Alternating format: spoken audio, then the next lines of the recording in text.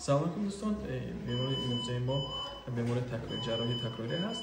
بیمار قبلا 2 مرتبه عمل جراحی در بیمارستان دیگر عمل جراحی رینوپلاسی گذراندگی هستند. بیمار سال دکتر سال 2023 یک مرتبه عمل جراحی رینوپلاسی که میگذرانم. پس از آن بار دوم ماه مارس سال 2024 که پس از بینی یکم التهاب میگیرد و با جراحی دوم تکرارا میگذرانم که بعد از این آهسته یکم پوست بینی جمع میشد و رخها چینها رو به صورت بینی ها زشت پیدا میشد. این حال بینی که شما میبینید اینو که بینی یکم همواره است.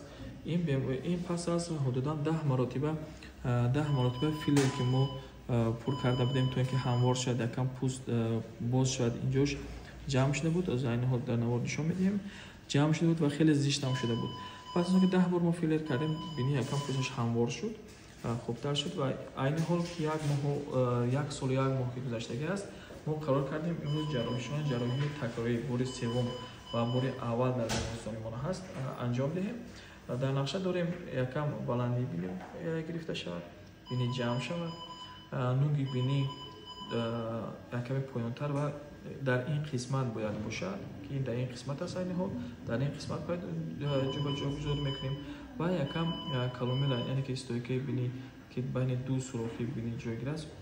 این حال در چخل که نوار بینی دیده نمیشد و عقیب رفتگی است، اونو میگیریم یکم پیشتر میکشیم و امیدوارم که بینی یک انشاءالله بینی خوب طبیعی و راست باشه. ساعت سلامت باشید.